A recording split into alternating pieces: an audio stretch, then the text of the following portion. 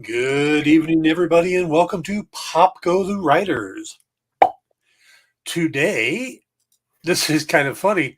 Um, Jim and I, we always get together and talk a couple minutes before the show starts, if we get the timing. And normally we mention what there's going to be on the show. And this time we were so focused on other stuff, we didn't even bother to talk about what we're going to talk about today. I assume there's something that we're going to be talking about. Yeah, I don't know. We'll wing it for an hour. You and I are both pretty verbose. Yeah. I think we can cover an hour. Hey! Before we begin, I want to apologize to everybody for the outages last week. But listen, it wasn't my fault. I was actually contacted by a group calling themselves the Jim Revenge Squad, and they said that they did it on purpose because they want me off this show. So it's not my fault.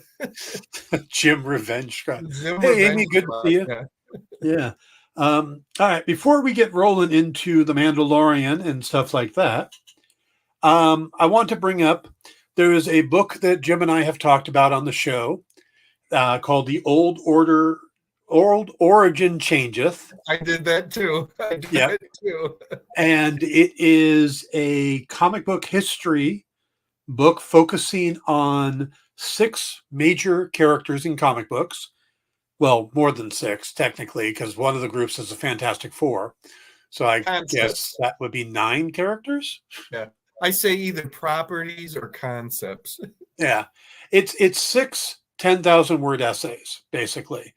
And they focus on all the changes, because there's so many changes that have happened to these characters over the years, because most of them started in the late 30s or early 40s, or in the case of some of them, a couple of Marvel properties in the 60s. Mm-hmm. And they've gone through drastic changes to go with the times. So, and I saw in one of your write-ups, you referred to me as something that nobody has ever called me before, a comic book historian. And I really like that. Well, why not? I mean, if you weren't before, you are most certainly now. No. I mean, with the deep dives and stuff I do for my show and stuff like that. Yeah. I just never thought about that term before, but I like it. So, But yeah, so there's 6 of us who wrote it. Jim edited it. There's a foreword by Dan DiDio. And the book is now available live on Amazon in both print and digital. This is the link to it. You can get either one at that link. So that didn't go up on Facebook. I'm not sure why. So what I'm going to do, in case you're on Facebook. I do see it off to the side here. Yeah, but it's only, here we go.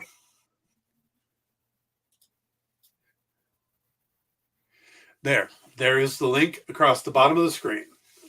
And we're just going to or you can just go to Amazon and put the title in too, The Old Origin Changeth, which is a little Stan Lee coming through there. The Old Order Changeth, he used to say about the Avengers. Yes, but then again, how many people can spell changeth? Epic fail. Yeah. I had so much fun working on that, and it was at a really rough time for me. I wrote it. I kept postponing it. Well, Jim gave an extra month to everybody, and then a little longer and a little longer. And I've been dealing with some health issues this year, and ended up in the emergency room for a few days. And that's in the emergency room is when I did the bulk of my research while just sitting there. What a poor excuse. I've heard a lot of excuses from writers, Dan, but having to go to the emergency room, I mean, you might as well just say your dog ate it. Jeez. I do have photos of the wounds, and you do not want to see them. I could just drop them in the messenger to surprise you. No. Yeah. So it came at a really good time for me because it allowed me to focus on. What's funny is I was writing that, and completely on the other end of the spectrum, I was working on the script for the yet to be announced sequel to the Karma graphic novel. So I think you just announced it. No, nobody's watching the show. All right. Well, good night, everybody. So, history of Captain America from the 1920s, erotic graphic novel. That's pretty much the both ends of the spectrum. You can go with that. Well, that was one of the changes, I think, to the origin is that they retconned it where Steve Rogers actually did stop off at a burlesque show on his way to getting the super soldier serum, right? Yes. So that's and you know, he said he could do that all day. Oh, that is so bad. Yeah. So yeah, check out the book. I'm going to leave the scroll up there, and it's in the chat. I'm super proud of my part of it. I cannot wait to read the rest of it. Jim puts out you put out a lot of great books, man, and you're inspiring me. There's a couple book ideas I've been thinking about doing. If nonfiction is like, it's funny. I never imagined I would enjoy doing nonfiction books now as much as the fiction books, and almost more now. And that particular book, I had that idea years ago, and it's only now come to fruition. So thank you for being a part of it, and please, anybody who reads it and whatever you think about it, leave us a review. We would love to hear the feedback on it. Yeah. Mostly because I'd like to do a second volume. There's been a lot of talk already. It's barely been out, and there's been talk already about what would we do with a second volume. And one of the other essayists this morning messaged me, and he gave me the idea, and I was so embarrassed that I didn't think of it myself, of what a second volume would be. And it was like, that's perfect. I said, that's exactly what I'm doing. It's, if we do another one, that's the idea. I couldn't believe it that I didn't think of it myself. Well, now I want to know what that is, because I'm probably going to go, yo, me. Well, I'll tell you, since nobody's watching the show, or maybe it'll whet everybody's appetites and they'll rush out in a buying frenzy, because it all depends on sales. But here I'm saying, like, okay, what's the next tier of superheroes? We could do whatever. And Frank Schildner, who did the Spider-Man essay, he sends me a message early this morning as I'm going to work, and he goes, "Oh, the next one should be super villains." And I went, "Oh my God!" So, Joker, Luthor. Yes. I don't know who the hell we would do for Wonder Woman, because she doesn't have any good villains. Dr. Doom, probably Green Goblin, and Red Skull, of course. Wonder Woman's Cheetah. Yeah, I guess so. I mean, her origin has changed. There's so many different versions of her. Yeah. You know what? And you're right. That's probably what it's either that or the Angle Man. I was thinking Dr. Psycho, Giganta. Yeah. Angle Man would have been way down my list. No, you know what? You're right. If it comes right down to it, it's probably going to be Cheetah. If you really had to say who is Wonder Woman's opposite, number as far as villains go, then it's probably Cheetah. Yeah. But I'm not changing my mind. If we do another volume, it's going to be the super villains that match the heroes that we already did. I love it. I'm excited about it. Yep. That is good. That is good. Yeah. The nonfiction book I've been thinking of, and I've been thinking about this for a while because I do these videos, or I've done 2 of them so far on my own YouTube channel, Psychology of Villainy. Oh yeah, I've seen that you do that. Yeah. Yeah. And, where I break down what the actual psychological diagnosis would be for each villain, for the villains, how it's played out, how they've grown over the years, and even to the point of also how they're portrayed in other mediums. Yeah. I've done Riddler and I've done Lex Luthor so far. So that's something I'm thinking, because I still have those essays each, and they're about 3,000-4,000 word essays. So I'd have to do like a bunch of them to put a decent book together. But yeah, in my world, a full book is at least 60,000 words. yeah, that's what I always aim for. In the pulp world, what's considered a novel is at least 60,000 words, and all of my nonfiction books, kind of end up in that ballpark there. So keep that in mind. How many have you done already? I've just done 2 so far. Okay. I've been contemplating on who my next villain's going to be. Mm-hmm. There's one of the ones that keeps coming to mind is Captain Cold. Oh, yeah. Because of his background, and his whole thing about the rules of being a rogue. You don't go after family, stuff like that. Yeah. So the fact that he's got this code of conduct as a villain is very unique. Mm-hmm. In D&D terms, we would call that lawful evil. Yeah, which is kind of weird. Yes. Yeah, I remember when I first heard that, and I said, "Wait a minute, how does that work?" And then I read the description, and they're like, "Okay, I get it. They're evil, but they have actually like a code that they follow." Yeah, I would think of a character like Boston Blackie would kind of fall in that category too. Wow, there's a blast from the past, Boston Blackie. Oh, I am a big fan of that radio show. As am I. Chester Morris was incredible. I've actually got some. He's one of the few radio guys to actually jump into the films. Normally they recast. Oh, is that right? He did go on to the films. Okay. Yeah, he went on to the films, and I've got some of the old theater cards from it. And this is going to be a name drop because I can't help it in this case. Okay. I was doing a panel in Arizona, an author's panel, and I mentioned Boston Blackie and how much I love the character. And Michael Stackpole was on the panel with me. And I don't know if you know who Michael is. He's an author who's written a lot of different genre books and stuff.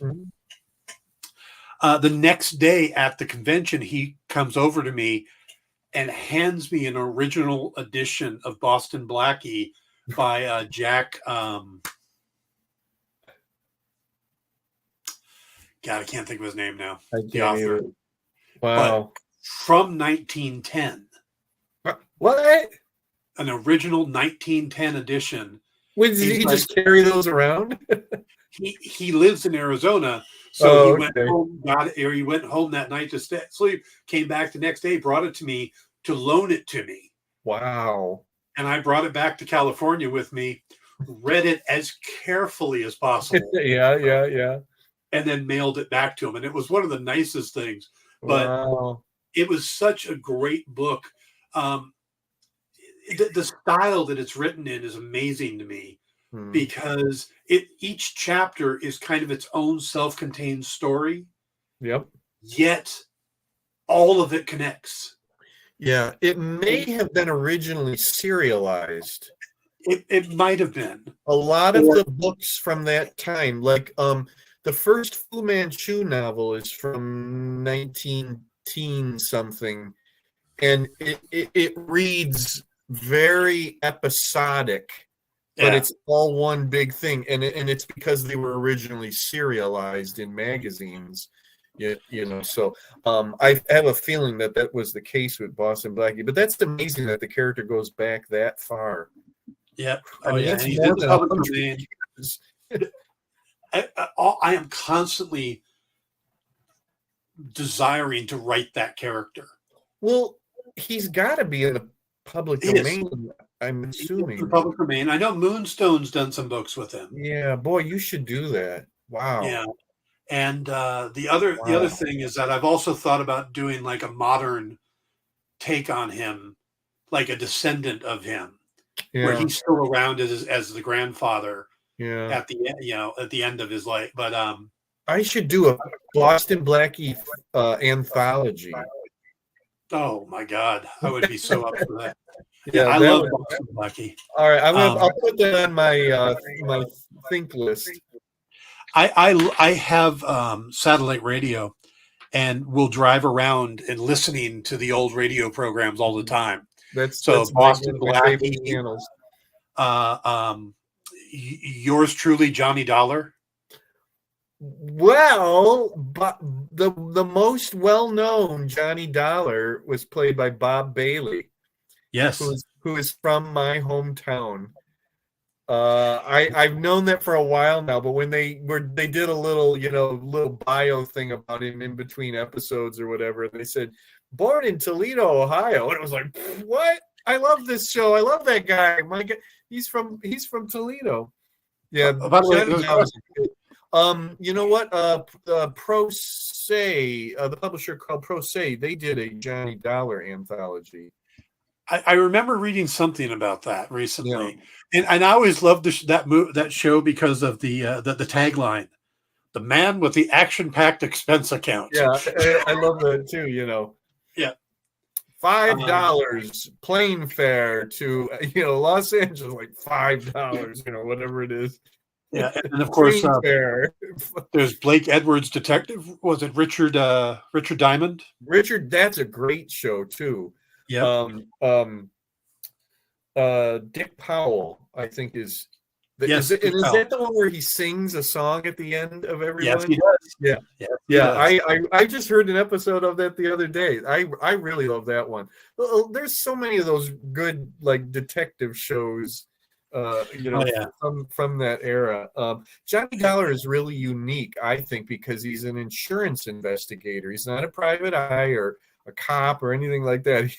But he gets in just as much trouble as absolutely. a private eye.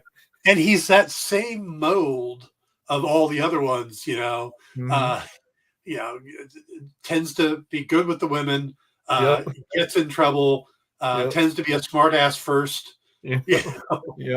The way you never would get anything done in real life. Right. I like it because he always wants to go fishing. Yeah. Oh yeah. So, but yeah, I'm a big fan of the old radio programs, but I'd say Boston Blackie is my favorite. Johnny Dollar is probably second. Cool. Yeah. Very, very, very cool.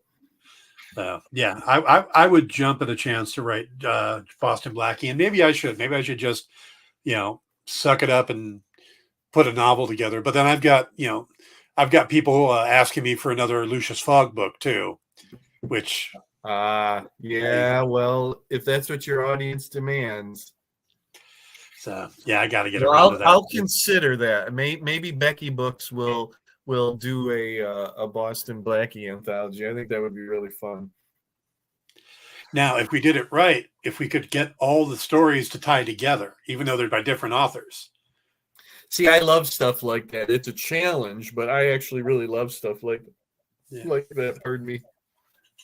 Yeah. So what you do is you get one author to do the first one and leave a plot thread, and then the next author comes along and takes that and leaves the next one. And sure, like a round robin. Yep. Yeah. Ooh, and if you can plan it where the first one solves the last one. Okay. You're almost going to be forcing me to do this now. Yeah. Turns out today's Pop Go the Writers is just a jam session as we plan out future work. Let's plot this out now. Yeah. Let's get some people sitting. So who do you want to see in the Boston Blackie book? Come on. We'll try to get Michael Stackpole. There you go. By the way, again, if you just joined us, right below and in the chat is a link to the new book, The Old Origin Changeth, which is a book that Jim has edited and I have contributed to about the changes in the origins of 6 major comic book properties, including Batman, Superman, Wonder Woman, Fantastic Four, Spider-Man, and the one I wrote, Captain America. Or Captain America. Who comes before Wonder Woman on the timeline? Well, he's not a gentleman. No. Yeah, because the book almost was Superman, Batman, Wonder Woman, Captain America. And then I looked at the dates and I said, wait a minute. We're doing this chronologically. Captain America comes before Wonder Woman. Yep. So, like I said, I had a lot of fun working on it, and thank you. Good. Thank you. We should probably move on. We've spent 20 minutes okay. rambling. This wasn't the Boston Blackie show. I'm sorry. I thought that was the. Oh, don't get me started. But we could. I could do a podcast on just old time radio programs. I'll be right there with you. I almost started a Facebook group one time just for that Sirius XM channel, which I think would be really, really fun. But yeah, you know what I really want to do is the Fibber McGee and Molly and fiction anthology. All right. Mandolins, right? Mandolins. The mandolin, yes. He roams the country stringing music. So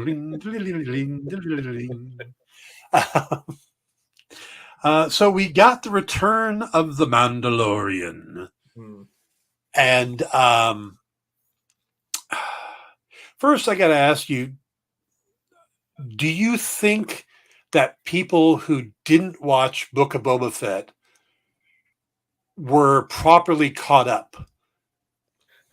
Well, my co-host on my other podcast, he watches it. I think it was like the next day after it came out. And he sends me a message and he's like, how the hell did Grogu and the Mandalorian get back together? And I'm like, Fred, you watched Book of Boba Fett, didn't you? And then he's like, oh, crap. He had totally forgotten that whole thing, and I'm like, yeah, okay, if you need to, I think maybe you should go back and watch that. I mean, suffice to say, they're back together again. Yeah. But there's other things in it that you got to go, well, wait, what the hell ship is he flying? Yeah, the ship. The ship and that they're back together again, I guess is okay. Yeah. I mean, we did, viewers of Mandalorian already knew the Razor Crest was gone. Yes. But yeah, they didn't know about the Naboo starfighter. So that had to have been kind of a little surprise there. And then Grogu being back. I love it. There's one part where Grogu is leaning forward about something and you can see his little chainmail shirt sticking out underneath there. Yeah. So why is Grogu back? How much training did he get? Where did the Naboo starfighter come from? The N1 starfighter. Yeah. Where'd the Mithril shirt come from? Come on. When they made that shirt, did that not think of the Mithril shirt Frodo gets? Absolutely. Yeah. Absolutely. Yeah, I mean, so. What did you think of it overall? Overall, other than it's really short. It is that. I liked it a lot. Mm-hmm. There was some good humor. I see they're getting better and better with the baby, the Grogu puppet. Mm-hmm. And they were already good at it, but it really seems to be picking up. Mm-hmm. I was fascinated with the introduction of one new character, and I have a theory, but I always have theory. That's part of what I do. I have a theory too about a character we already know, but okay. I'm trying to think. Okay, the one new character. I think I know who you're talking about. Yeah, we'll get to that, but we should probably break it down by the different things that happen. Yeah. But what was your overall thoughts? I liked it a lot. I enjoyed it a lot, and I enjoyed being back in that world, and I enjoyed catching up with our friends, and all of that. I do wish it was longer. I would really love to know why it came out to be as short as it was. But the other thing that I walked away with, and actually it was while it was going on, I kept saying to myself that it was kind of by the numbers in some respect. and the writing wasn't as crisp as I kind of hoped it would be. I thought there was nothing bad. It was literally just that I was hoping to be a little bit more sparkly with the dialogue, and I thought there was this really kind of even, somewhat low level, I thought there was a couple of tangents for such a short episode, to have a couple of things that seemingly didn't have much to do with the overarching story. But there was one scene that was my absolute favorite in the entire episode, and I'm so intrigued by it. And even if nothing comes of it, I just thought it was such a gorgeous scene. That would be the hyperspace scene. Yes. So, all right, let's break it down by. This episode was very strange in the sense, it's like, okay, we're going to be on this planet and do this. Mm-hmm. Then we're traveling. Then we're on this planet and do this. Then we're traveling. Then we're on this planet and we're out. Yeah, see, that's what I mean is by the numbers. Yeah, I don't know. I'd love to hear from them all, about how they decided to open up, with that type of an episode.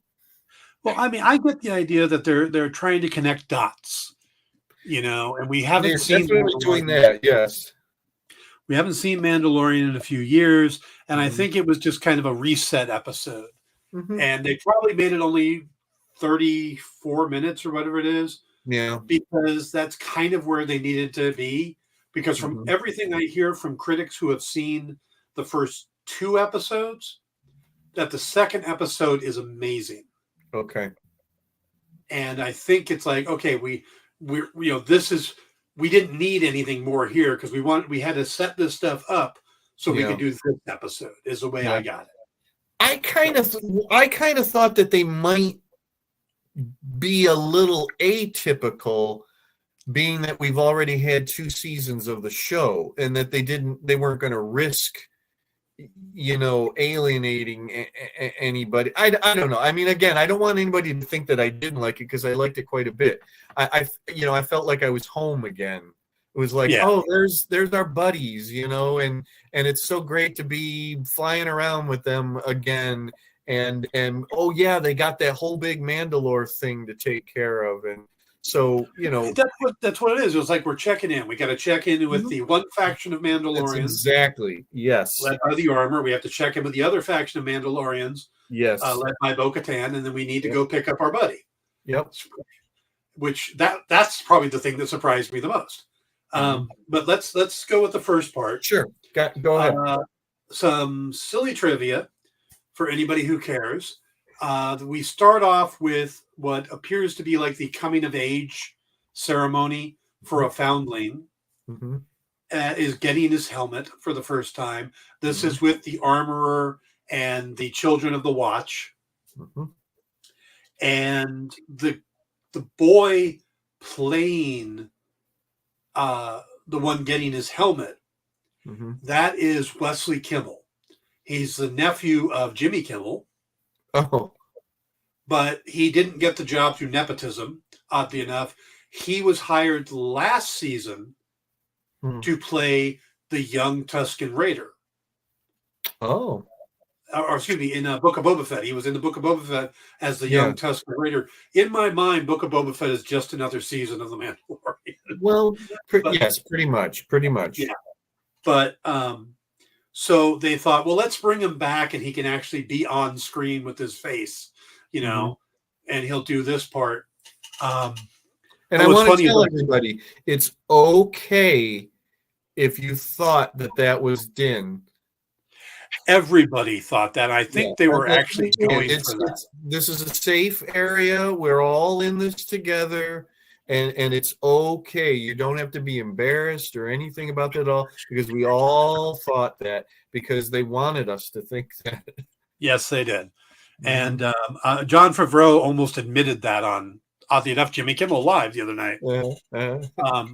And what's funny is he said that the reason that Robert Rodriguez is the one that hired Wesley. And he looks for people that have, or when he hires kids, he looks for kids that have a martial arts background because they know how to move stuff better. And Jimmy was like, Wesley's never taken martial arts. I think he lied to you. He's like outing him on national TV. But you know what? Did Favreau write this? Oh, good question. I will look that up as we talk. Because he just came out and said that he's already written season 4. Yes. Because it makes sense for it to all be written at once. So I'm assuming that he wrote this. Well, yeah, I guess he does write most of them, but let's see. We can Chapter 17, The Apostate.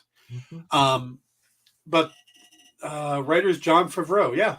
Okay. I know that Filoni, writes them too, but for some reason I just assumed that Favreau would be writing the beginning, the intro. Filoni isn't actually as part of this one as he used to be. Because he's working on the Ahsoka series at the same time. Gotcha.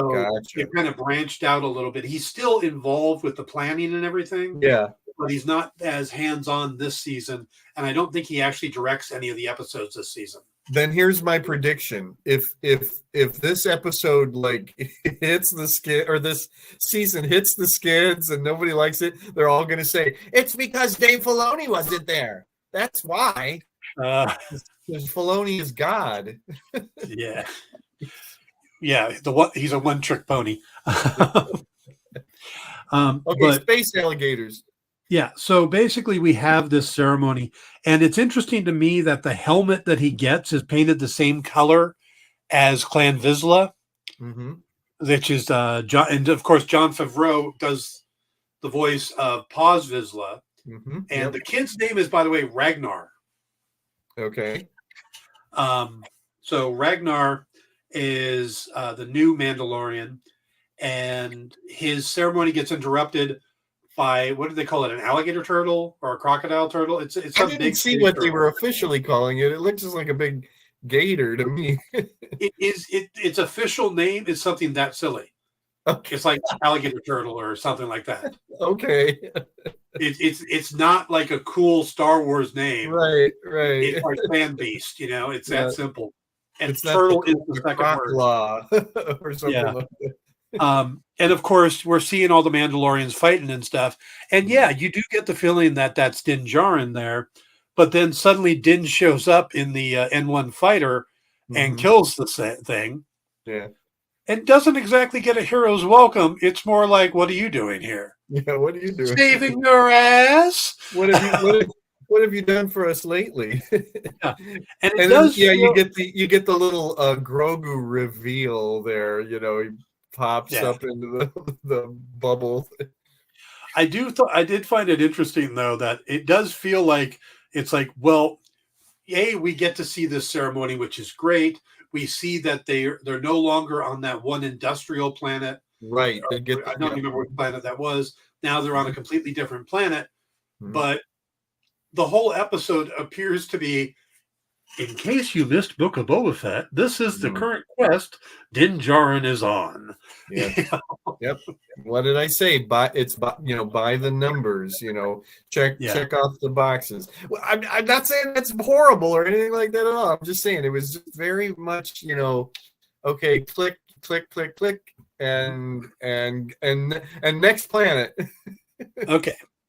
So that's the whole purpose of that first scene, is to catch everybody up that they know what the quest is currently on. We went back to the quest giver to reread it just in case. Yeah. And also to remind us exactly what Mandalorians can do. Okay, Mandalorians have backpacks. Mandalorians have the rope line. Mandalorians can do flamethrowers. Mandalorians can do it. Okay, we got it. We know exactly what Mandalorians can do. Right.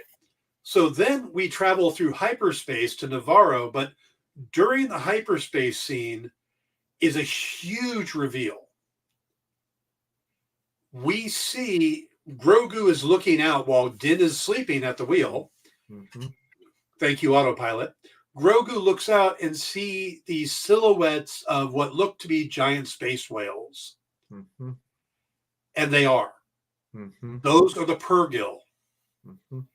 And the Purrgil are basically how says humans, no, what's a good life, how people discovered how to travel in hyperspace was from the Purrgils, watching them and how they do it. And the Purrgils are a big part of the Rebels series. Yeah. Because they were Ezra Bridger, who's going to most likely appear in the Ahsoka series, used the Purrgil to defeat Grand Admiral Thrawn, and we know Thrawn is what Ahsoka's looking for, and Ezra. So we just had the Purrgils introduced to live action for the first time through their silhouettes. Yeah. And like I said, even if there's no more of this thing in this show, it was so beautifully done. I'm so glad that like they held back where you can barely see them, but you can see them too. I just love that. So I had to go and find out because I didn't know anything about them because I haven't seen Rebels. So I found out about Ezra's connection with them and the whole with Thrawn and the whole thing that they can exist in hyperspace and all that, and that you have to be force sensitive to see them or to talk with them or whatever it was. So it was that Grogu saw them makes sense. It makes me wonder if Din was awake, would he not have seen them? It's possible. Okay. I don't know. Okay. That's an excellent question. It's just such a wonderful sequence, and the awe from Grogu, and seeing them, and just how that they were off in the distance and kind of just, you barely see the shape of them. And then you say, oh my God, we're in hyperspace. What? Really nice sequence. Really, really nice. Yeah. Oh yeah. Yeah. And I think it's also a neat scene just to see Grogu reacting. And again, it's that wonderment. Remind us, oh yeah, you love this character. You love him being little and cute. Mm-hmm. And I do like the fact that he can go from the bubble seat into the cockpit. Yeah, I thought about that too. That Din actually like redesigned the ship so that he could do that. That was funny. So, all right. So then we move on to, by the way, if you haven't seen any of the animated stuff, Rebels is probably at this point more important than Clone Wars and The Bad Batch. Those are good shows, but Rebels is going to tie into Ahsoka, which is going to tie into The Mandalorian. So all this stuff, this era is all connected. So Rebels would be worth going back and watching. Yeah. So, but let's go on to we end up on Navarro. And this is where we start seeing the true passage of time. Yeah. It's kind of hard to tell how much time has passed, but and even Jon Favreau has been he's in like 3 different interviews. He gave 3 different times because he doesn't know. Yeah, I mean, at one point it made it sound like it's been 2 years since the end of Book of Boba Fett to now, and then oh no, it's 2 years between the end of Mandalorian season 2 and Mandalorian season 3. Mm-hmm. But basically we get that Grogu it wasn't like, oh, look, I'm taking baby Grogu and then suddenly, oh, I'm sending him back. Right. He was with there was like, it seems like there was a year to year and a half that he was with Luke getting training. So it's more than just, nothing. He actually spent time with him. It reminds me of the question of how long was Luke on Dagobah with Yoda, because it seems like he's barely there, but supposedly it's longer than the impression that it gives. Yeah. So, and it's deceptive because how long, because everything was happening with Han and Leia and stuff goes by really quick. That's true. Yes. Yeah. So, that's true. That's very true. But And maybe Jedi training is like the crash course. You need 6 weeks and you're good. Yeah. It's like driver behind the wheel training, then just practice. You'll be great. Everything that happened in the sequel trilogy is because Luke didn't get his 6 weeks in with Yoda. Yeah. Behind the saber training. Yeah. His masters keep dying. Yep. But let's Navarro. We get on, but Navarro has changed so much. Yeah, you think? Dirty streets in the first, in the first episode of the series, it felt like it was another version of Tatooine. Yeah, very much so. Yeah, it's a volcano planet, or volcanic planet, and then now it's like the volcanoes have erupted and everything is calming, and grass is growing. The streets are paved with white cobblestones. All the good people are moving in. There's a Mon Calamari walking the streets. There's high-end droids. Kowakian lizard monkeys or whatever those things are now are no longer on spits being roasted. They're in the trees, running around freely. Yeah. By the way, Andrew brings up a great reminder from Book of Boba Fett, or Mando 2.5, when Ahsoka tells Luke that you trained him well, referring to Grogu, and Luke says, more like I reminded him of what he had already learned. He was training at the temple in the past. Yeah. So that's another sign that Grogu's probably better at the Force now than we think he is. Yeah. Thank you, Andrew. But we also see that Grief Karga is getting kind of full of himself. You think? He's now the High Magistrate, and he runs around with 2 little robots carrying his cape off the ground. He has a bust of himself in his office. He does. Yeah. But and he spends all that time telling, "Oh, Mando, you could settle down here. You'll be landed gentry. You could put your blaster down. By the way, I need a marshal." And of course, we have the we better address the Gina Carano is no longer part of the series thing. Yeah, she was recruited by Special Forces. Yeah, now she's done. Okay. they didn't have to insert that couple of lines, so I thought it was interesting that they did. But they didn't really have to address it at all. They could have literally just said, "We're not going to mention her," at all. I'm glad that they brought it up. Well, the impression I got is that line was actually in there before they fired her, because she was going to go on to that Rangers of the New Republic series. True. Which would have been her joining Special Forces. So they just kind of left it in there, and that kind of explains why she's not there. Yep, absolutely. Yeah. But and we also see that he's cleaned up a lot of the city. There is a confrontation with some pirates, and of course, all the pirates are the bad guy aliens, because Star Wars racially stereotypes more than anybody. Yeah, there was no Rhodian in there, though. What?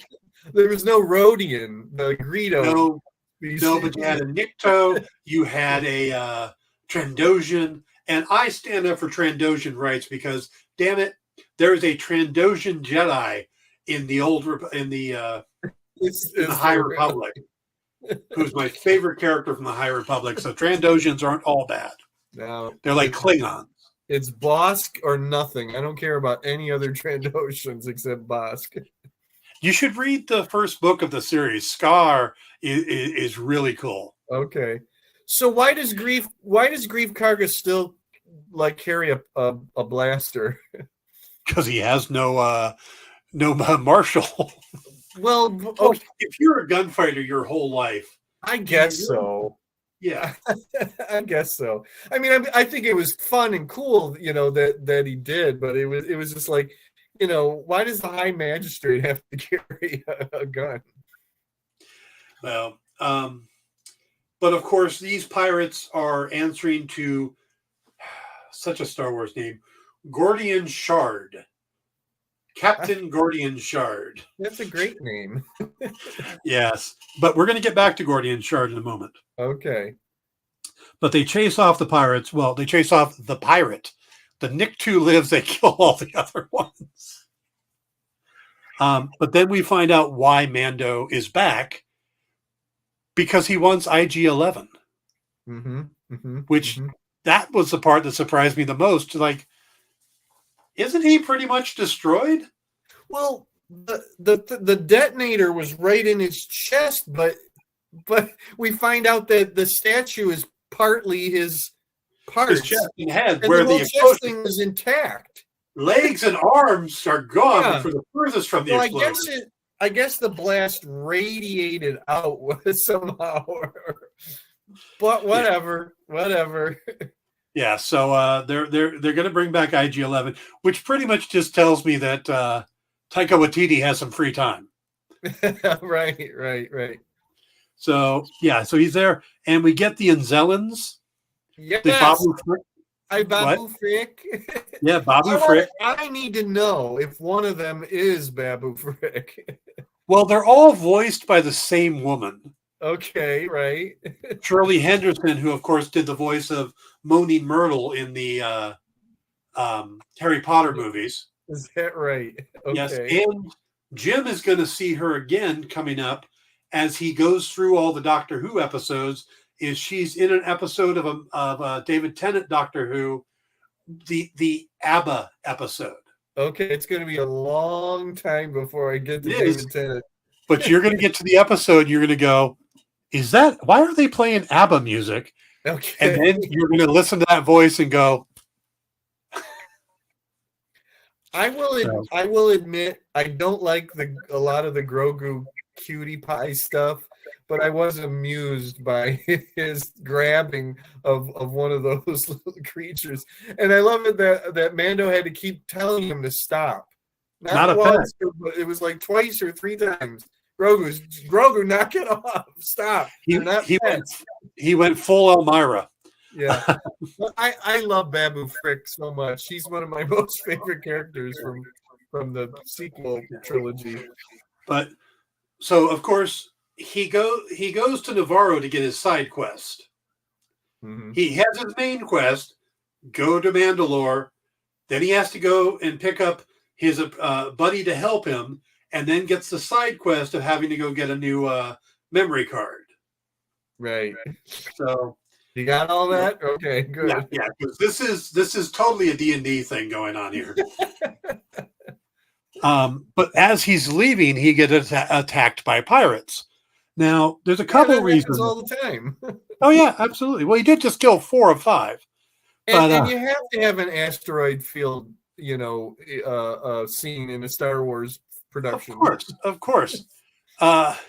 Andrew says because his new role as foundling being taught by Mando, Grogu has become the great exposition character. Yeah. Yep, he has. But there's 2 reasons I think this scene happens. The pirate scene. Because I don't necessarily know if those pirates are going to be recurring in this episode or this series. They have to be. No, they don't, and I'll tell you why. Why waste all that time on them? Then? I'm going to tell you why. I'm sorry. Now, not saying they're not going to, but it just seems very odd to bring in these pirates when the whole thing is going to focus on the Mandalorians and getting their planet back. I'm totally with you. Totally with you there. Okay. So, number 1 reason for this scene is to show off the N1 starfighter. They needed to introduce the ship because they don't have the wizard flying scene that they have in Book of Boba Fett or Mandalorian 2.5. Okay. The second reason is to introduce the pirates. But we know that there are 3 series going on right now that all tie together. Ahsoka, Mando, and the upcoming Skeleton Crew, starring Jude Law and being directed by the guy that does the Spider-Man movies, John Watt. Okay. And there are reports that one of the things they have to deal with in the Skeleton Crew are pirates. Oh, okay. I swear that there are scenes in the trailers or trailer of this show that there are more of these pirate scenes. I'm not saying they won't be back. Okay. But I'm saying that they could also have been introduced to set up Skeleton Crew. Yeah, yeah. So what you're saying is that episode 1, season 3 of Mandalorian is basically just set up for all the other shows. It could be, okay. We got the whales for Ahsoka. We got the pirates for Skeleton Crew. Yeah. This just happens to be like, Chekhov's gun NCIS. It shows up in the main series, but doesn't get used until Los Angeles. And that pirate captain, I think I saw him in the Pirates of the Caribbean movies. Andrew says they're bringing the squid stuff on his face. Yeah, he does look like Davy Jones, but I mean, it's pretty much the same character. Yeah, Andrew wants to know if they're going to bring in Hondo. People have been wanting to see Hondo for a long time. I don't know if Hondo would still be alive. We are quite a bit past now. I think the character Hondo shows up in Rebels, so there's a chance he's still alive. No. Wait, I thought Hondo is not Hondo from SWAT. Hondo from Clone Wars. Oh, but isn't Hondo at Galaxy's Edge in Disney World? Oh, is he? I haven't been there. Oh, I think he's the animatronic that talks to you and everything. I think that's him. So if that's true, because that takes place at the time of the sequel trilogy, so that would be after this. So they might be bringing in Hondo, but why would you bring in a captain Gordian Shard is a captain, has his own ship. Yeah. Why would you bring in him and bring in Hondo? Unless you plan on pitting pirate versus pirate. I'm not saying they aren't, but it doesn't. I agree. Yeah, I agree. All right, so we get the pirate scene. We get to see how fast the N1 is, and again, we introduce pirates. Now, again, they could easily come back. I just don't know if they're going to. They could just be the recurring threat, or they could be a setup for Skeleton Crew. Yep. Let's move on to the final scene, which is, we've checked in with this group of Mandalorians. Yeah. Let's go make a house call with Bo-Katan Kryze.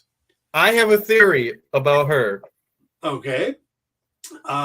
She is alone in her family's castle on a very nice-looking island, and her entire crew has bailed on her because she didn't get the Darksaber, and she's being a little whiny, but does give him the information he needs on where to go to get to the mines under Mandalore, the living waters of Mandalore, if they're still there.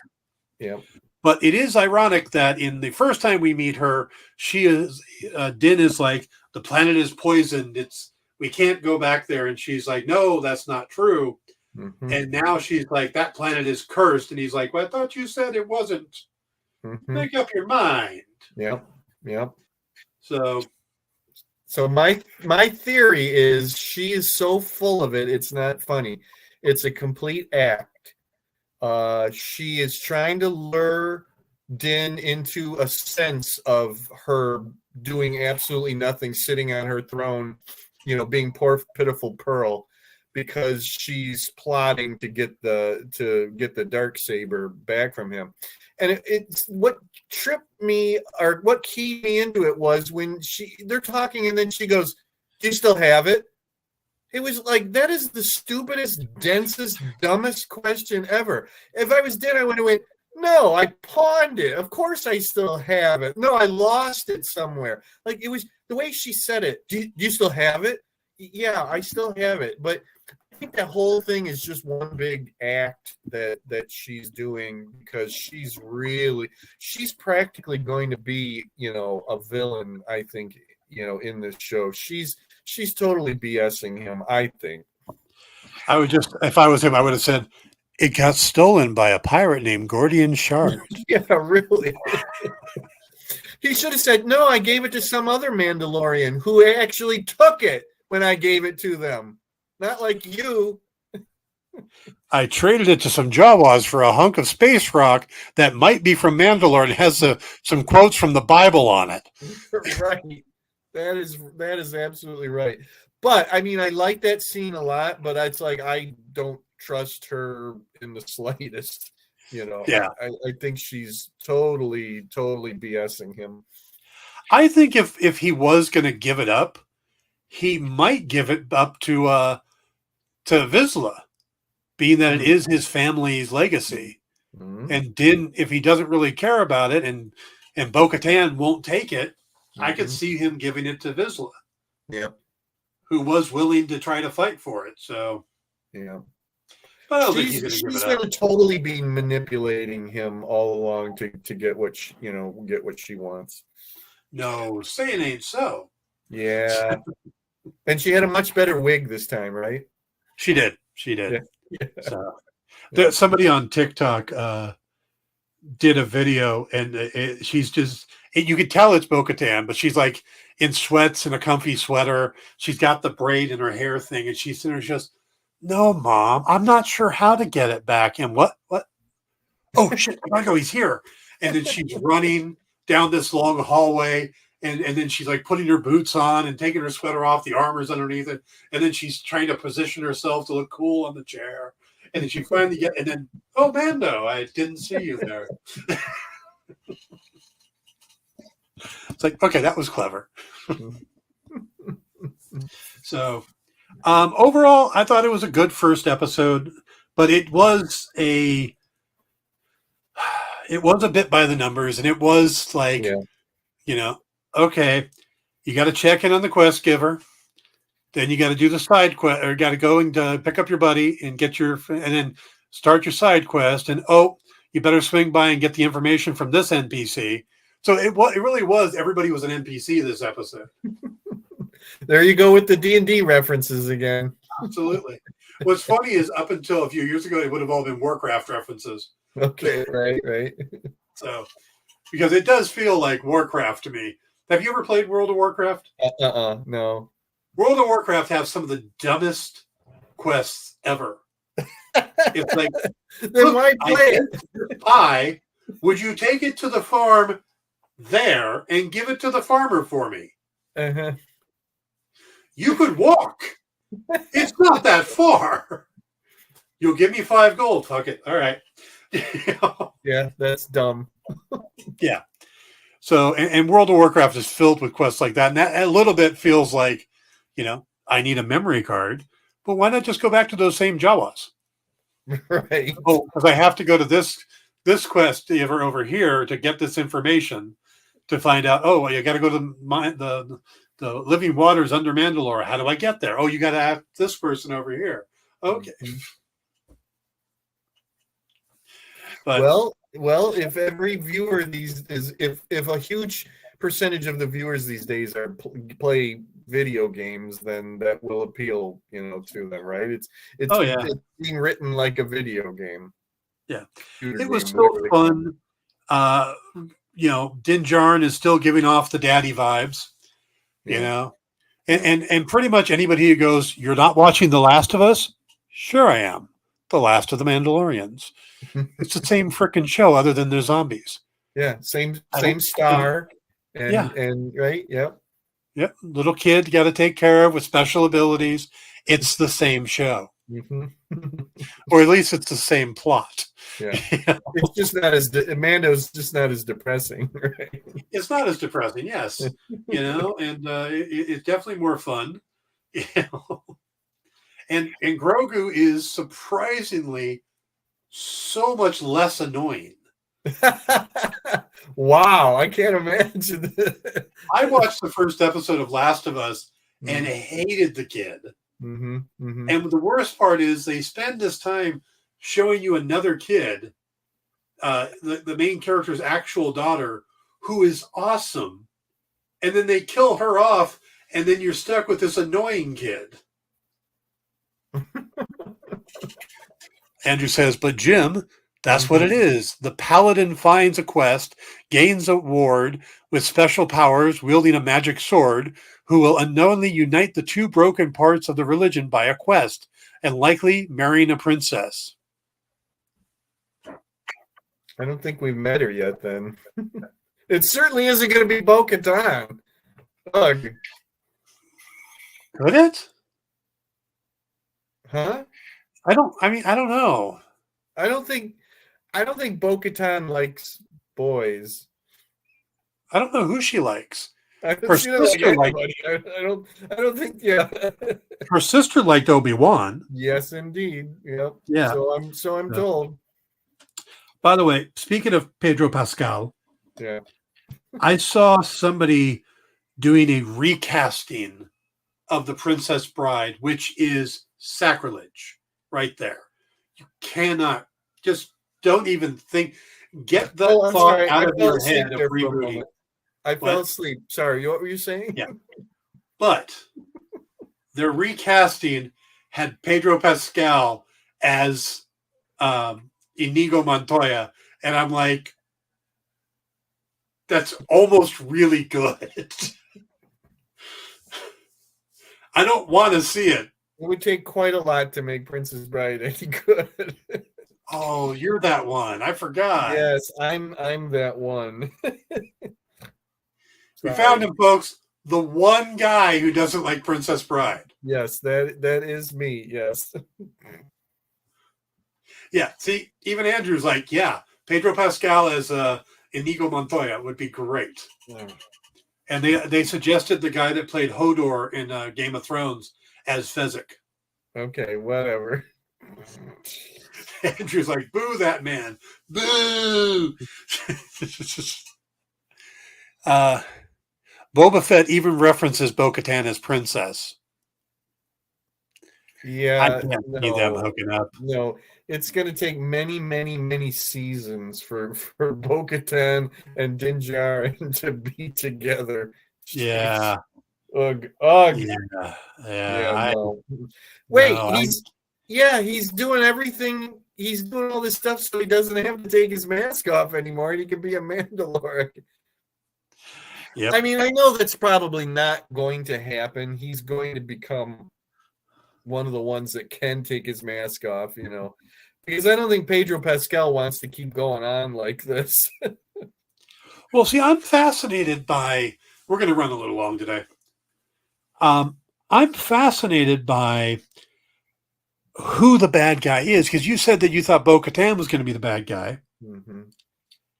And I still think the armorer is going to turn out to be the bad guy. And there's a chance. She's not very nice, that's for sure. So let me just throw this out here. I mean, you don't feel as if Moff Gideon is going to return as the bad guy? Oh, wow. I think he maybe, I don't know. I can't imagine that they're going to just let that character rot in a new Republic. They brought him up. Yeah. I can't believe that they would let that character just lie around, I know. That's such a good question. Because listen, he would absolutely want revenge on Din. Right. Absolutely want revenge. I mean, he was embarrassed and humbled and everything else, in front of people. Yeah. And he'll want to kill Grogu too, for that matter. Okay, I'm going to make a prediction. Okay. And again, no idea if this is real, but this is just. It's got to be good if it's anything like your Marvel predictions. The armorer turns out to be somebody who I think it's been for a while, Rook Cast, formerly of that used to work for Pre Vizsla, and also for Darth Maul when he took over Mandalore, who is an mortal enemy of Bo-Katan. I think when it's revealed, we're going to have a big showdown between the armorer or Rookcast and Bo-Katan Kryze. One will kill the other, but then die from wounds in the battle. Is Rook cast a female character? Yes. Okay. Could the actress that plays the armorer play Rook cast? Yes. Okay. Because I believe Emily Swallows is her name. Yeah. Swallow. Singular. Yeah. I don't think she actually has an English accent, but they have her affect one, and Rook Cast has one in the animated series. It's something like that. Okay. But also, what the thing that makes me think that is that the armorer has horns on her helmet, and that was something that the clan that followed Darth Maul added to their helmets. I've heard this theory. Yes, I've actually heard this theory. I don't know what to say because I don't know a lot of the animated stuff, so I'll just have to take your word for that one. I'm just throwing that out there. There's a rivalry between those characters in the animated series. Yeah. It would be too good to have them finish that rivalry here. I mean, you know what? You were totally on the money about Fantastic Four appearing in Ant-Man Quantumania. So, I say go for it. I mean, I trust your instincts on this.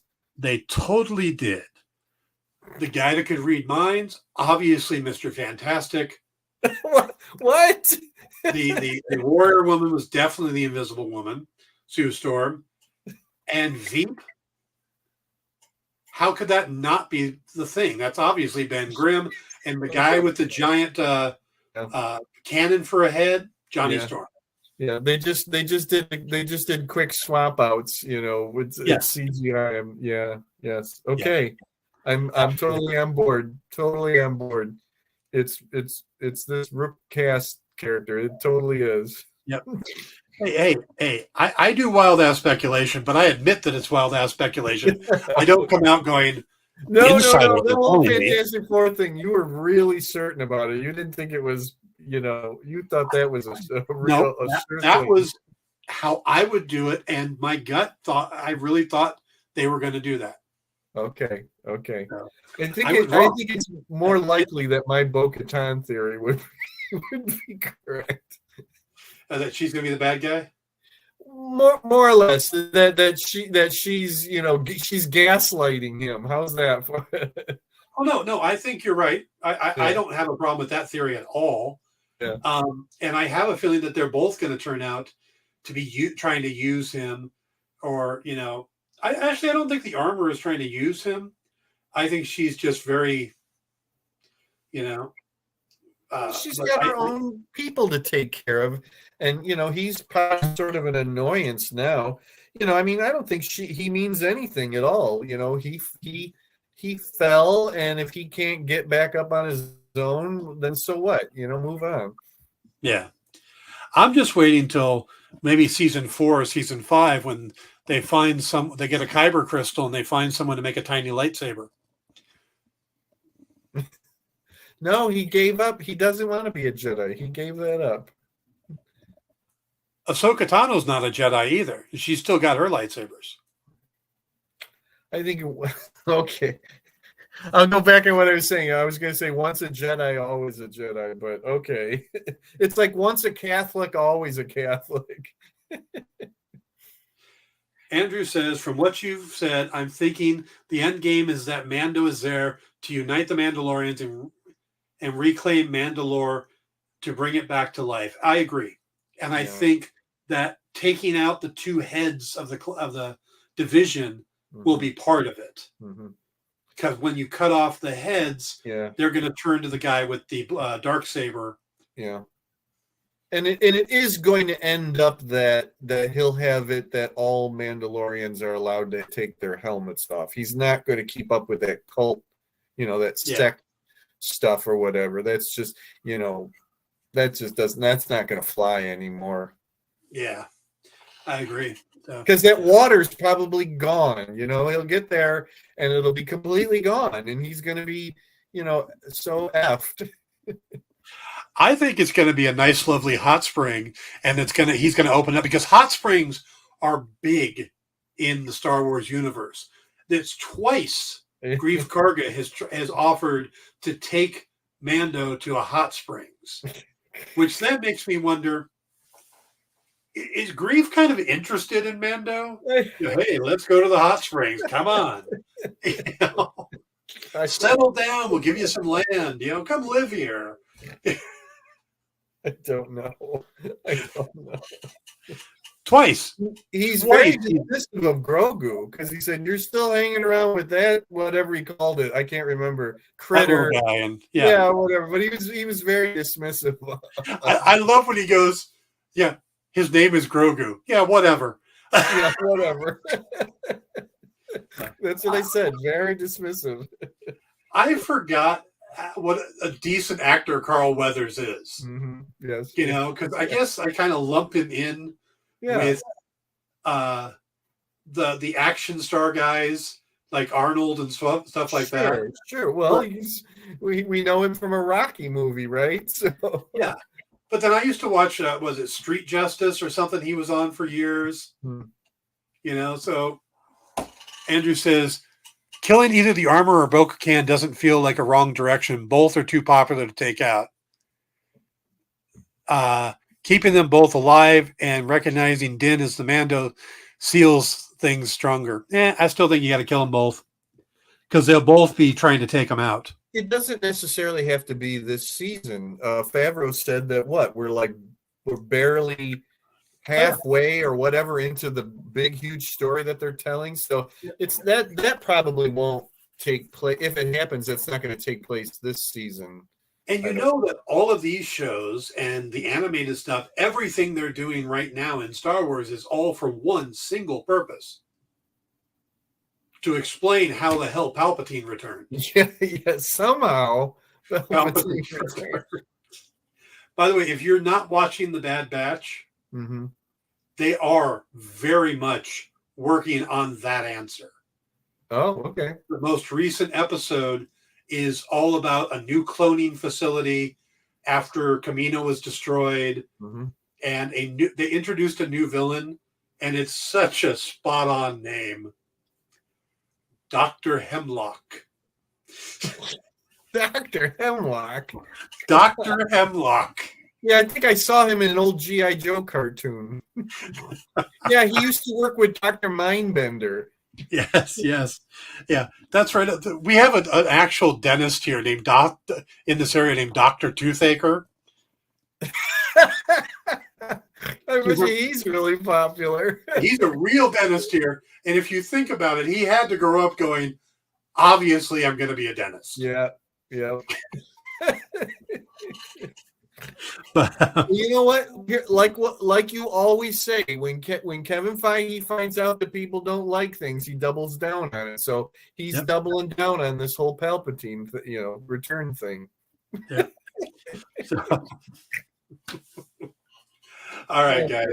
All right. I hope all of you out there wrote down all of Dan's theories so that we can, remind him of them when these things happen or don't happen.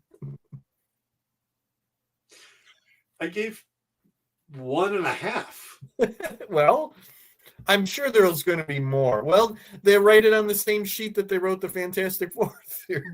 My real theory, which has been consistent, is that Rook Cast is the armorer. The fact that they're going to show, there's no way if that is Rook Cast, there's no way the two of them don't have a showdown. Rook is part of the people that killed Bo-Katan's sister. Right. And I said that the pirates may have been introduced to show up as skeleton crew as of so doesn't mean that they could be back, and they might not have anything to do with that show. So, last question from me: does Boba Fett have a cameo in this season of Mandalorian? I think they do. I say they because it's kind of a package deal now. If you get Boba, you get Fennec Shand. Sure. Ooh, and maybe Black Chrysanthemum.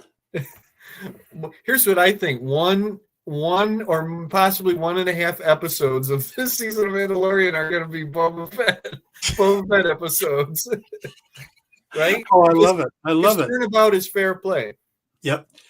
By the way, there is a rumor, and I am saying absolute 100%, take it with a bucket of salt, but they're talking about having a cameo from a de-aged Han Solo. Like have Harrison Ford come in for a day and just show up at some point and de-aging him. I don't think he wants to ever do any Star Wars ever again, no matter what.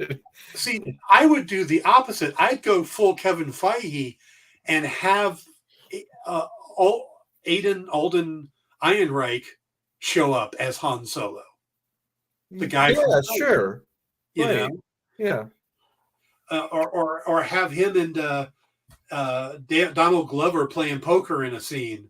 So you got Lando and Han. You know, if you want to have a cameo, I would just double down, you know? Because if you've noticed, and we seem to be continuing on, if you've noticed that nostalgia makes everything better. People now love Andrew Garfield as Spider-Man. They hated him. Yeah. After they love Hayden Christensen as Anakin Skywalker. Oh my God, are they so happy that Michael Keaton is back? I was going to say, Michael Keaton can do no wrong whatsoever. No. Yeah. And here's me going like, you used to hate Hayden Christensen. What are you talking about? Yeah, exactly. You know, and I mean, I'm telling you, the Jar Jar Binks resurgence is coming. Oh, yeah. Oh, there's a clip online where they ask a bunch of people, and I don't remember if it was people from Mando or if it's from if Star Wars people, who they want to see guest, and every single one of them said Jar Jar Binks. Of course they did. Yeah. It's come full circle. Yep. Yeah, Jar Jar Binks will be in something at some point. Yes. Yes. And I hope they do the fan theory of Darth Jar Jar as he goes full on Sith. Well, he is responsible for everything, remember. He is responsible for Palpatine becoming the Emperor, you know. He's probably how Palpatine returned. Yeah. Ahmed Best is constantly checking his phone these days. Constantly, like, oh wait, that looked like Disney's number. Oh no, it isn't. Oh wait, nope, it isn't. He answers every spam, possible spam thing just in case. Yeah. He just goes, yes, I will. Misa will. I actually would love to see them bring him back.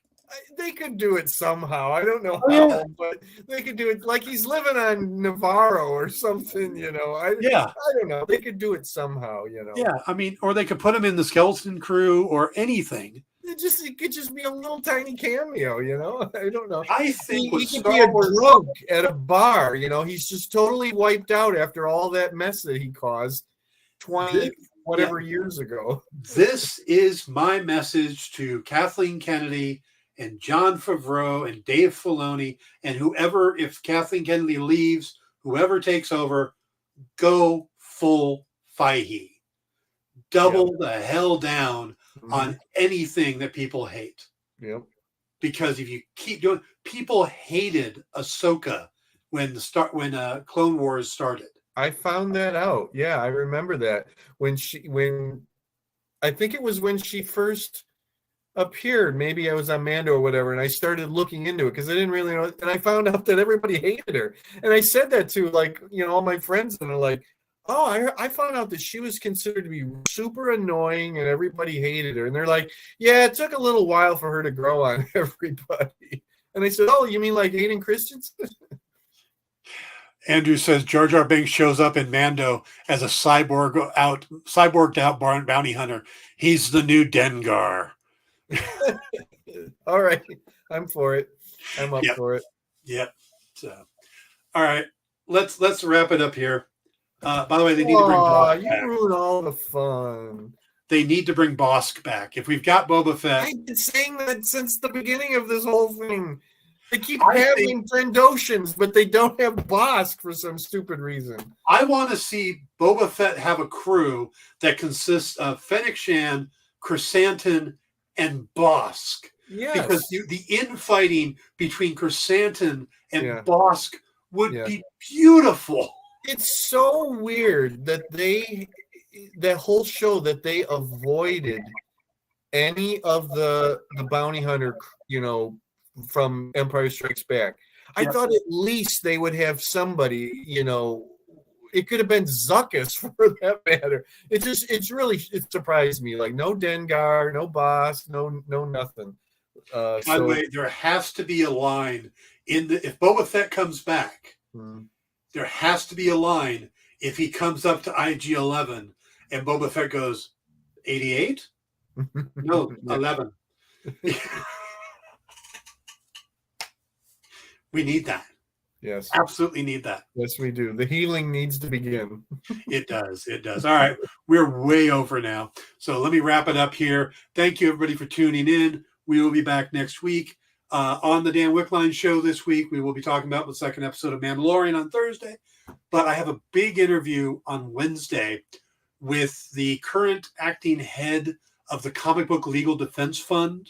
And we're going to talk about this trend, or whatever you want to call it, of banning books through libraries, and this movement that librarians can't even have books out unless they're approved. So we're going to talk with the head of the Comic Book Legal Defense Fund about that. Wow. So that'll be on Wednesday. I have no idea yet what I'm doing Tuesday, but we'll find out. So Tuesday, Wednesday, Thursday, 5 p.m. Eastern, 2 p.m. Pacific on The Experience. So Jim, thank you. Remember, link below is to our new book, The Old Origin Changeth, which is available now, digital and in print on Amazon. And I think I've run out of things to say.